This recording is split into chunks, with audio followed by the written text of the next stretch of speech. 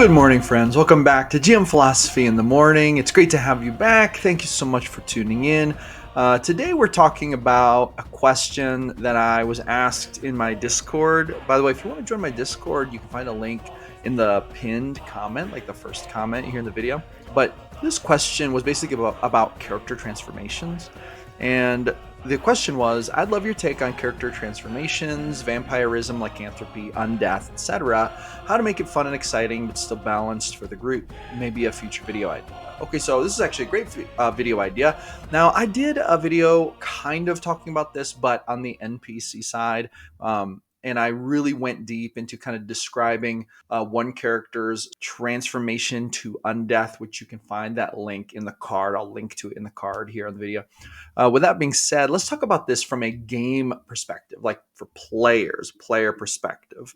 And I'm not going to talk about mechanics here necessarily. What I'm going to talk about is an overarching principle for guiding these things so that you don't like accidentally break your game by having character transformations. Now, the good thing is that character transformations can make the game really fun, allowing your characters to embark on the story of becoming a vampire or a lycanthrope or even becoming undead can add a lot of really cool role play and storyline to your games. I've had many of these things happen, and I'm not going to like enthrall you with a bunch of stories. If you want to hear some of my most radical, crazy player transformation stories, then comment, tell me a story. If I get 20 comments to say, tell me a story on this video within the first 24 hours, then I will make a video specifically talking about my stories relating to this with things my players have done, crazy things my players have done. I may or may not have had one player play a stint as a chimpanzee. With that being said, what I want to do is talk about like the basic overarching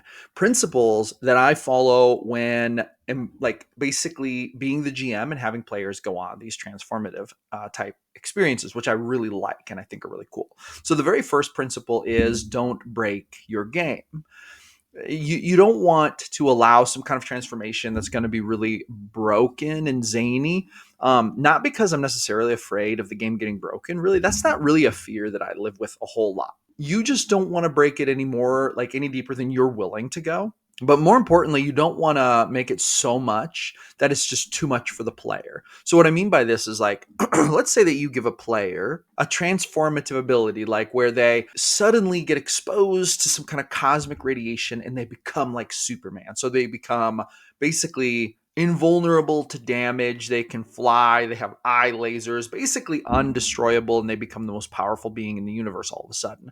This actually takes away a core fundamental aspect of the game, which is kind of the rising to challenges, overcoming conflict, and telling a narrative storyline together with the other players. By the way, do you struggle to come up with plot arcs on the fly? If so, I have the perfect tool for you. It is called My Ultimate Plot Randomizer. It is a free ebook. When you join my email list, you can download this for free. You'll get the link in your first email. It contains 4 D100 tables that will let you roll random plot arcs whenever you need them. Roll the hook, the conflict, and the conclusion, and even add wild and wacky stuff all right there. Download this, print it out, add it to your tool collection, and you will never go without another plot arc again. I give this away for free to help you create awesome plot arcs just like I do. I use this in almost every single session, and you are not going to want to miss out on this, so make sure you grab this.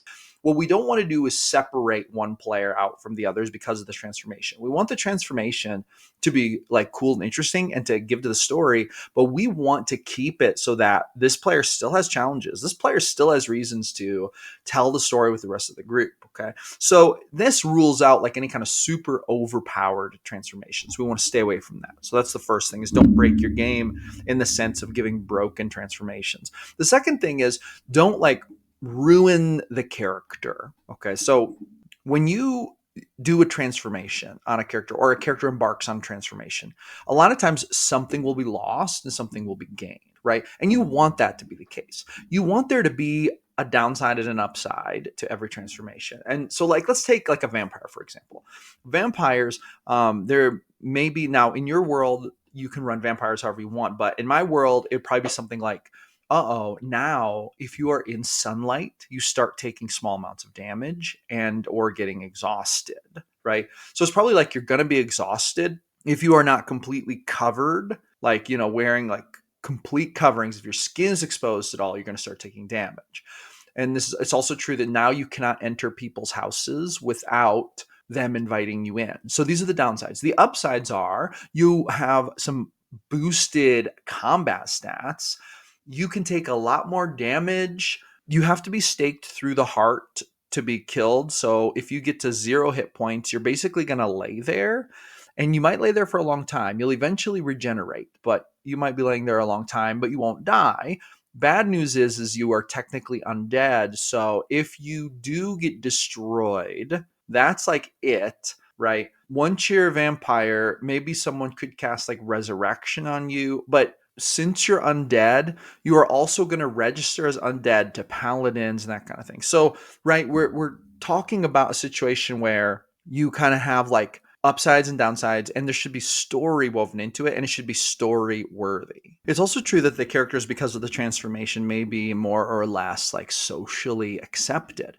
This is especially true with things like vampires, lycanthropes, actually undead too. Like, in general, people in the world are not going to accept you if you undergo one of these transformations. So if people see your character, or they see your player's character, the NPCs see this character turn into a lycanthrope, suddenly they're like, oh my God, he's a monster, right? They don't trust him. They're running away. They're screaming. And then when word gets around that that person is a lycanthrope, good chance they're going to be cast out of the village, ostracized. Higher members of society are going to be afraid of the impact and are going to basically shun this person, with the exception of maybe like the sketchy evil wizard who understands the value a lycanthrope could bring. So there's like this curating of company that happens when players undergo these types of transformations. And I think that these offer some really awesome role play opportunities, and they should be explored by the GM.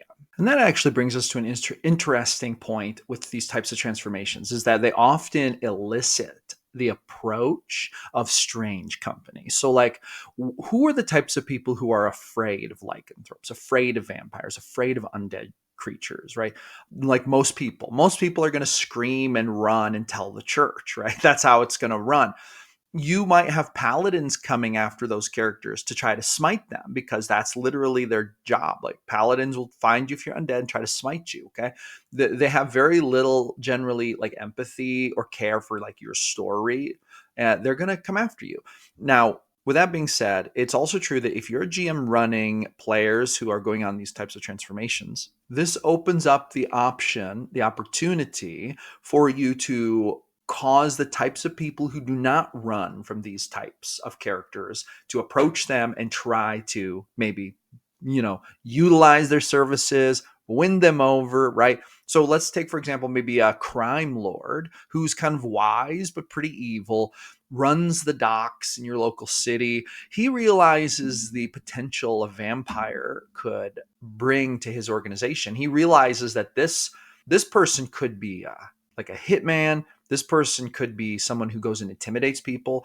Even just the rumor or the knowledge that he has a vampire now working for him might cause his enemies to like step back a bit, giving him more breathing room on the docks. So there are people who are going to be interested in your player characters while they're going through these transformations. And once again, these situations generally hold some good for the player character, but there's also like a downside. For example, the crime lord might want to enlist the help of the lycanthrope, right, in their war on the docks. They may also, on the secret, on the side, on the down low, create a plan for taking the lycanthrope out when he's done with them so that he doesn't become a problem later. Or even worse, taking him, selling him to someone else for a higher cost once he's kind of utilized the services long enough, and he figures that the upside of the advantages have reached their peak, and he doesn't want to incur any more risk from having this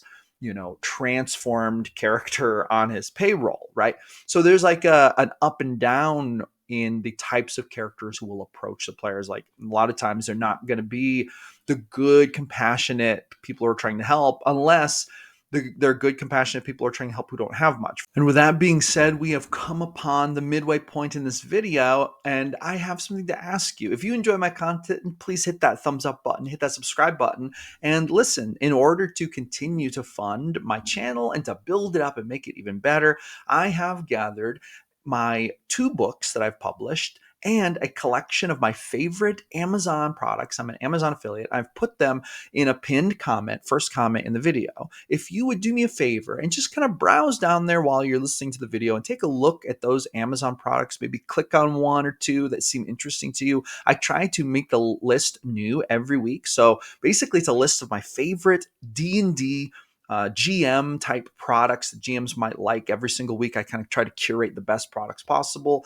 And if you click through and you buy something, I'll earn a small commission to help support the channel at no additional cost to you. So even if you don't plan on buying anything, if you would just click around and maybe take a little look, that would be super awesome to me. And of course, you can look at my books, The Haunting at Ashburrow and The Ultimate Dungeon Loot Generator. And hey, I just want to thank you so much for coming by the channel. I appreciate every single person who watches. Thank you so much. And with that being said, let's jump back into the video. For example, the little old lady sitting on the corner who's homeless, who has 2 coppers to her name, who doesn't know how she's going to eat tonight, and she has dirty clothes on. She's basically like a left behind person in society, but she sees the lycanthrope. She has nothing to lose. She might see the kindness in the lycanthrope's eyes and approach and say, hey, are you having a hard day? You're not like the rest of us, are you? She may have really no fear, because what does she have to lose? Plus, she might just be a genuinely kind soul, and without the fear of like losing her money or losing her social value, she might just be free to interact. But then again, she can provide, kind of minimal benefit because she's a homeless vagabond. So the lycanthrope might find friendship and a trustworthy companion here, but maybe a trustworthy companion who also has their own challenges, is very imperfect, right? You see what I'm saying? Like, so there's like it changes the dynamic of the people who are willing to spend time around the player characters when they go through these types of transformations. And that leads me to another thing. I really like to put challenges onto the group based on one player's transformations. So let's say that one of the players slowly starts to turn undead. Okay, they're going through transformation, or they get raised as an undead creature after a battle. Okay, player characters accept this person because they're part of the group. Okay, fine. What are they going to do when the group of paladins ride up in the night to smite the undead person? Are the other player characters going to help fight against the paladins or protect them? Oh, guess what? If they do, now they're enemies of the church. The squire who saw them take out the paladins, not because they wanted to take out the paladins, but because they're trying to defend their friend. Now that squire runs back to the church, gives eyewitness reports of all those people who are traveling with the undead creature, who is an abomination, by the way. And the church writes a holy decree placing a huge bounty on the heads of all the player characters. Now they're all lumped in with the undead person. These are consequences of them hanging out with their undead friend, right? Now, I understand that not every world state is going to look down on undead or lycanthropes or vampires like this. And in your world state, these things might be a lot more common. In my world states, these things tend to be not super common in civilized areas. And people who, let's say, go on these types of transformations tend to face radical stigma. That's just how I role play it. And I think that makes it really interesting. And I think that that is the direction I would lead in, to be honest, because if not, then vampirism really is just kind of like another set of like specs. And it's not really that big of a deal. And you can make it that way if you want to. You could make your world a world where everyone thinks vampires are just kind of cool. And it's like, oh, it's an interesting person at the party. They're a vampire. It's like whatever. But like that will make the transformation less jarring. And then it's more of a matter of just like, it's just another feature. It's kind of like if they're a tiefling. Oh, that's a little different. Tell me what it's like to be a tiefling. It's like not that big a deal. There might be special interest groups who like focus out that person, but in general, the consequences then are going to be a lot lower. I really believe every GM should think about this. I think every GM should think, should there be a stigma against players who undergo these types of transformations? And if there is, how severe should it be? Should it be like, these things are killed on sight, right? Or should it be people generally distrust these types? Or should it be somewhere in between? I think that this is a really good thing to like kind of play with in the social fabric of your society. And I also think that this could change by location. This might also dictate where the players end up going. It might also dictate whether or not a player wants to continue to persist in their transformed state.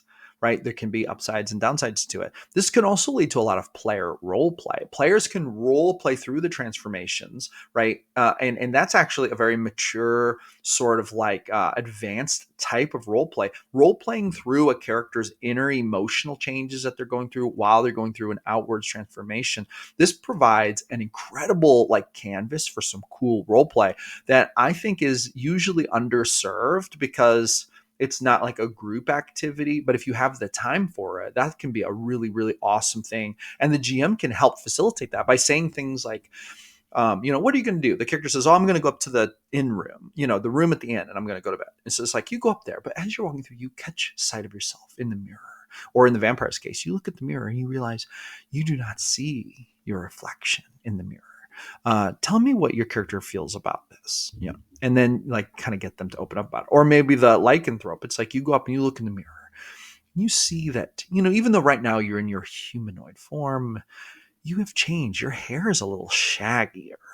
You have a look about you. Your chin is a little bit like that. During that last transformation, you felt your bones just pop and grow, and you felt the crunch of the cartilage as you transformed. Now your chin looks a little more cut. The lines are a little bit more defined. You realize that even though you've gone back to your humanoid form, there's something about you that has changed seemingly forever. You notice your muscles are a little bigger as a result of the lycanthropy, right? So we're just talking through these things. Or if they're undead, it's like you look in the mirror, you see the paleness of your flesh, the depth of your sunken eyes. You see the black depressions of the skin below your eyes. Your hair is thinning. Your hands, once normal-looking hands, now are like pale limbs. Your fingernails, they grow loose upon your flesh as if they might start to fall out soon.